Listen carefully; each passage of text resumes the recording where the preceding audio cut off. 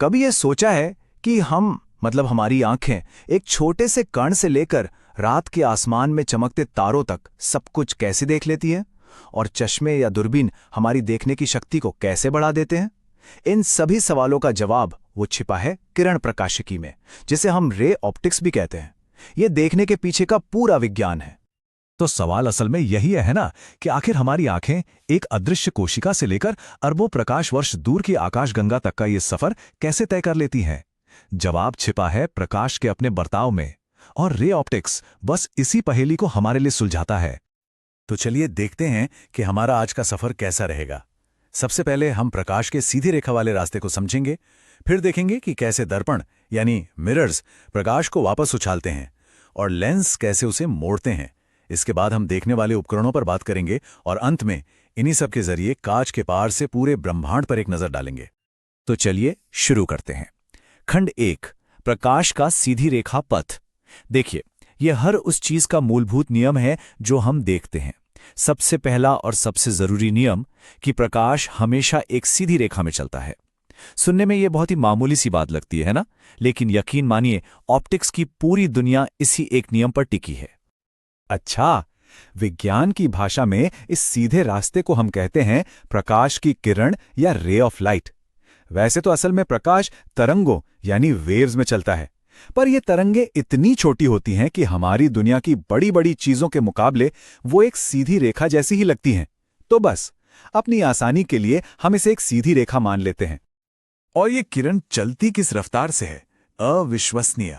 सोचकर देखिए, एक सेकंड में करीब करीब 3 लाख किलोमीटर। ये हमारे ब्रह्मांड की स्पीड लिमिट है। मतलब इससे तेज कुछ भी नहीं चल सकता, कुछ भी नहीं। तो अब सवाल ये है कि जब ये सुपर फास्ट प्रकाश की किरण किसी चीज से टकराती है तो होता क्या है?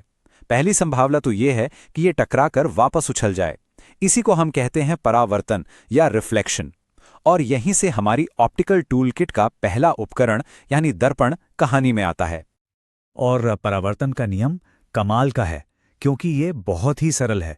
बस इतना कि प्रकाश जिस एंगल पर किसी सतह से टकराता है, ठीक उसी एंगल पर वापस उछल जाता है। बस यही एक छोटा सा नियम है जो हमारे बाथरूम के शीशे से लेकर दुनिया के सबसे बड़े टेलीस्कोप के विशालकाय दर्पणों तक सब कुछ कंट्रोल करता है। इसी सरल नियम को एक बहुत ही काम के फॉर्मूले में भी ढाला जा सकता है।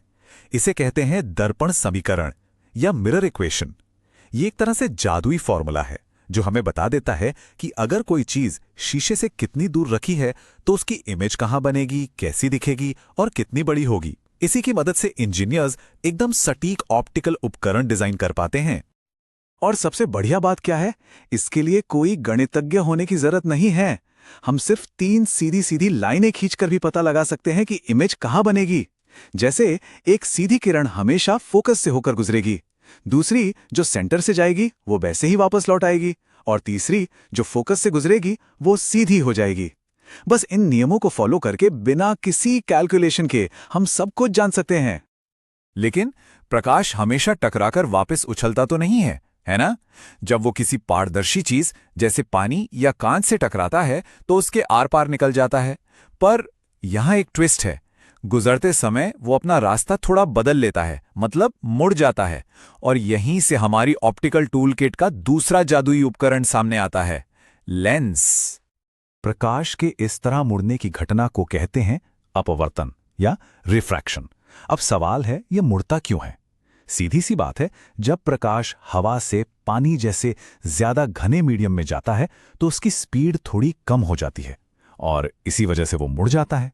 और हां, वो कितना मुड़ेगा ये इस बात पर निर्भर करता है कि वो किस चीज से गुजर रहा है। तो चलिए दोनों को एक साथ रखकर देखते हैं। परावर्तन यानी रिफ्लेक्शन, मतलब टकराकर वापस उछलना उसी मीडियम में, और अपवर्तन यानी रिफ्रैक्शन, मतलब एक नए मीडियम में घुसकर मुड़ जाना। एक में बाउंस बैक, दूसरे में बेंड। बस इतना ही सिंपल है।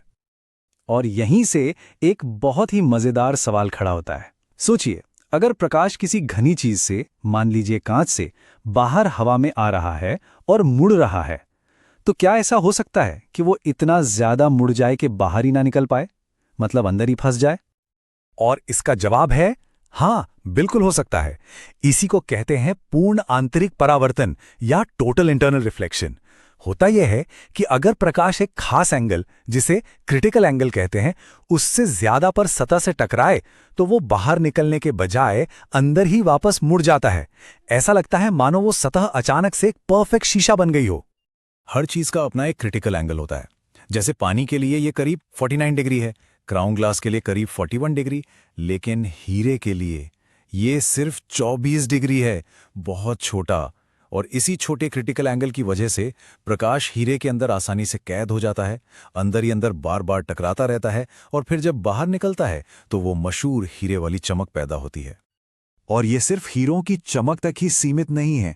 टोटल इंटरनल रिफ्लेक्शन हमारी आज की दुनिया के लिए बहुत ही जरूरी है। दूरबीन के अंदर जो प्रिज्म होते हैं वो इसी से प्रकाश को सही जगह मोड़ते हैं, और ऑप्टिकल फाइबर जो हमारे इंटरनेट का सारा डेटा लाते हैं वो भी इसी सिद्धांत पर काम करते हैं, जिससे सिग्नल बिना किसी नुकसान के हजारों किलोमीटर तक पहुंच जाता है।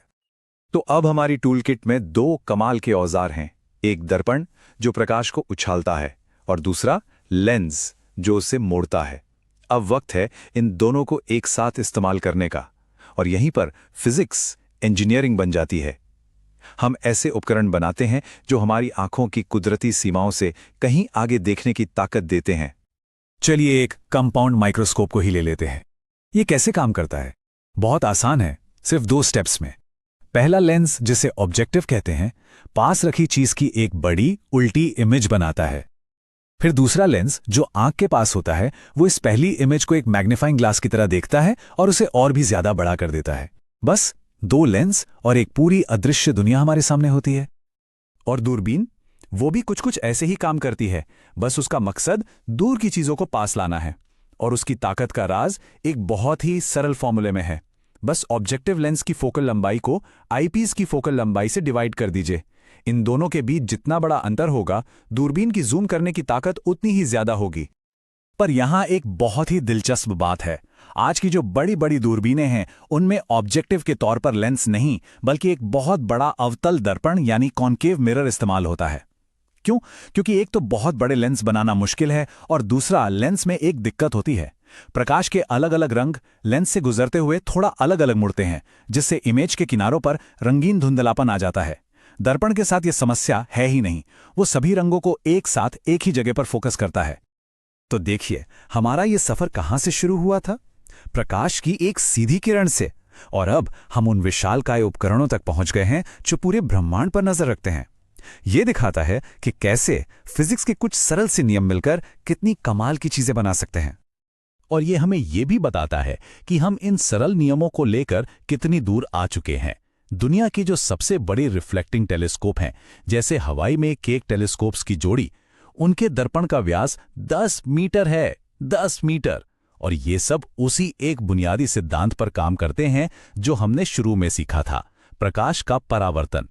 तो आज की बातचीत से क्या बातें याद रखनी है? पहली, प्रकाश सीधी रेखा में चलता है, जिसे किरण कहते हैं। दूसरी, ये सतह से उछलता है, जिसे परावर्तन कहते हैं। तीसरी, ये एक मीडियम से दूसरे में जाकर मुड़ जाता है, जिसे अपवर्तन कहते हैं। और बस इन्हीं 2 चीजों, उछलने और मुड़ने को मिलाकर हम वो उपकरण बनाते हैं जो हमें सूक्ष्म से लेके ब्रह्मांड तक सब कुछ दिखाते हैं। और अंत में एक सवाल, हमारी अपनी आंखें भी तो एक बहुत ही जटिल ऑप्टिकल उपकरण ही है, वो भी तो इन्हीं नियमों पे काम करती हैं। तो फिर जरा सोचिए, प्रकाश के मुड़ने और उछलने के ये जो साधारण से नियम हैं, ये असल में हमारी दुनिया को देखने और समझने के तरीके को, हमारी अपनी सच्चाई की पूरी धारणा को किस तरह से आकार